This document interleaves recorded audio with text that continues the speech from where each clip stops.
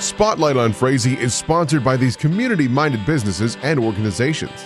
Frazee Family Foods. What a hometown grocery store should be. Friendly staff, family-owned, and a wide variety of groceries to fulfill your needs. The City of Frazee and Frazee Event Center, featuring a 5,000 square foot room, a built-in stage, and a full-service bar. Perfect for a multitude of events. Call or click to book your event. Welcome to Spotlight on Frazee. I'm your host, Hank Letke, and I'm here today in Frazee at the Frazee LINK Library with Eileen Mooney. Howdy, Eileen. Hi there, Hank. How are you doing? Not bad. Sun's not out, but I'll survive. Good. And so you've been with the LINK for a while now, right? Yes, I started in December, and actually I came from the Cormorant Library LINK site, which was a beautiful place, and it was very interesting. I was there the year of COVID. So I was in the basement all by my little self, running outside, but the people over at Cormorant were awesome. But I decided to switch over to Frazee because I actually live on the east side of Detroit Lakes, so the drive is a lot shorter for me. Well, that's pretty good. And I understand that you used to work at the main library in Detroit Lakes, too. Yes, I did. I want to say like maybe 5 or 6 years ago, I actually worked full-time at the Detroit Lakes Library, and I loved every minute of it. I did a lot of the bulletin boards, and the people that I worked with were great. And, of course, I'm a people person, so I like people. So what made you get involved in working with a library to begin with? Well, my first remembrance when I was a kid, I grew up in Grand Rapids, Minnesota, and I remember going to another Carnegie library like Detroit Lakes in Grand Rapids, and I would go downstairs and always check out books from the library. I'm a Nancy Drew fan. And then in high school, I loved the library because there were always people there to visit with. And so the librarian always knew my first name because she would tell me to be quiet. So, but I would still pick out books and I would still read in there, but I've always been drawn to the library. It's my favorite place. But don't ask my husband how many books I have at home because that's kind of a contention right there. So he says I have too many, but I think I eat, sleep, and breathe them, Well, and I don't think you can have too many books.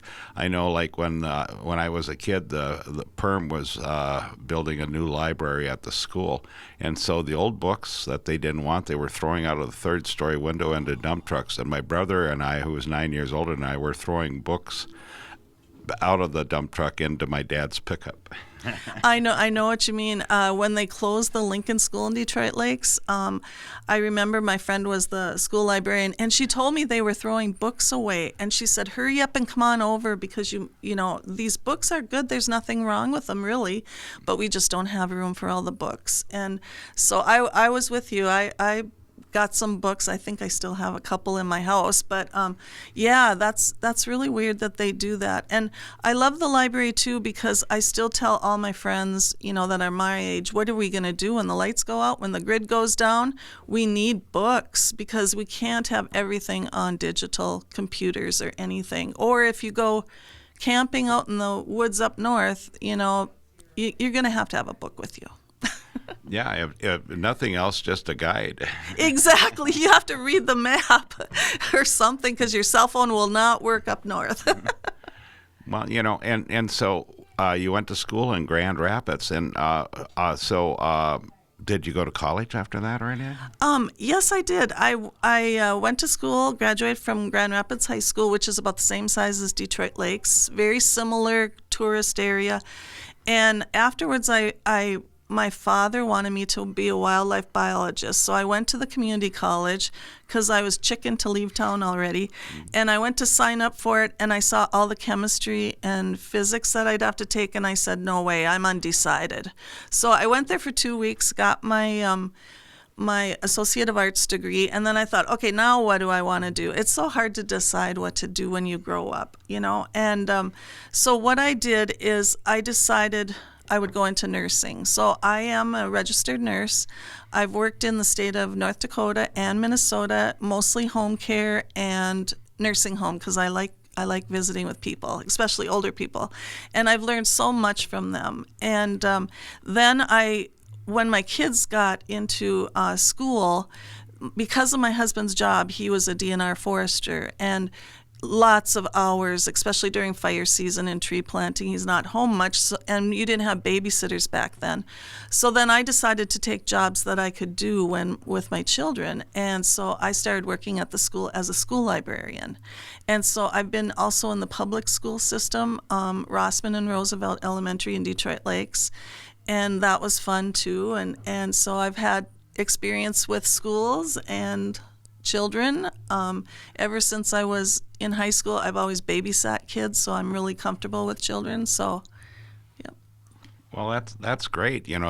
That's an interesting background to bring you all the way here to the Laurel, Frazee. It's and I applaud you for working with the library systems all these years. Oh, yeah.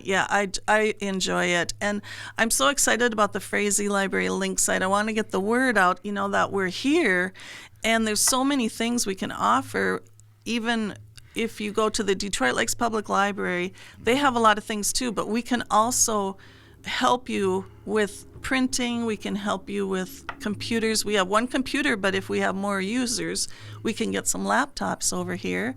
And our copy machine is here for people. Mm-hmm. And then all these books, I can get you almost any book you want. I can get you movies. So we're an extension of the Detroit Lakes and Moorhead system, and we're tied into them, so we can almost give you anything you need, even reference help. I'm not a reference librarian, but I can certainly steer you that way. So there's a lot of things, and the more you read, the more you know. And I have a notebook that I keep track. I learn something new every day. I am just amazed at what I learned. One guy came in to talk about the CCC, and I'm fascinated with history, but his father participated in it. So I learned some things about the CCC just talking with him. So I'm very curious, very interested. I'm always investigating, so. Well, we're going to take a break right now. We'll be right back with Eileen Mooney and talking more about what's happening with the Link. Welcome back to Spotlight on Frazee. I'm your host, Hank Lutke, and we're still here at the Link Library in Frazee with Eileen Mooney, talking about some of the current programming coming up this summer. Yeah, I just wanted to let people know that we are here. We're open Monday, 10:30 to 12:30, and then we're here all Friday afternoon, 12:30 to 5:30 on Thursday. And so we are going to start with Storytime. We're going to kind of start slow because of COVID. It's taken a while to get back into things. So we haven't had too many visitors here at the library. So we're going to try Storytime once a month. It will be the second Monday of each month at 10 a.m., and it'll be for half an hour, and we'll have activities. Our first lesson will be about trees, and I have to do that because my husband's a forester, so I know way too much about trees. So if you want to ask questions, you can come. We have a children's center over here, and there's a big tree on the board there, or the wall. And so we'll be doing a craft, and then in July we'll have fish tales, and in August we'll have turtle stories. And actually we have journals here that kids can use to keep track of their reading hours, and they'll get a book or a notebook when they completed it for June and July. And the main theme of the library system will be explore underwater, and it's mostly the rest of the places are going to be doing mostly underwater sea creatures. But since we don't live next to an ocean, I just thought, link sites are special. We can do whatever we want. So kind of according to our clientele. So we're just going to do local fish and local turtles. Okay, so because we are in the lakes area, so we're kind of close to water. Kind of, yes, we are very much so. Yeah, if you go out here and go about 100 yards, you'll be in the river. Exactly. So I thought for sure we had to do northern Minnesota animals. So anyway, everybody's welcome. Ages are usually 3 to 6, but in Frazee, it's okay if you're older and you can come too, and you might learn something because I do have older stuff too. So, Yep, you're more than welcome to join us for that. And daycare people, too. I know there's some daycare people in Frazee, so Yes, there are. yep, they can certainly come. And so we're looking forward to that. Well, I tell you, it's been very interesting talking to you, Eileen.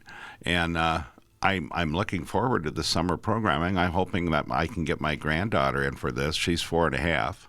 Yes, yes. That's another thing. Grandchildren are very much welcome to come with grandparents, and we've had a couple. We have one grandma that comes and checks out lots of books when her grandkids come. So, yeah. That's always great. And maybe our camera lady, Raina, and I can be here for one of these sessions and see what the kids are up to. Oh, sure. That would be great. I'll make sure to give you the dates and a flyer. And yeah, that would be fun. And I hope we get a lot of kids this summer. I hope it's been kind of hard starting up with COVID for everybody. And so I'm hoping that people will come. So. Well, I think they will. And I really appreciate you being on the program. Thank you so much. Yes. And so with that, remember, pet the dog, hug the kids, kiss the wife, and wave at the neighbor. The next person you wave at could be your next best friend. And we'll see you next week on Spotlight on Frazee. Remember to read books.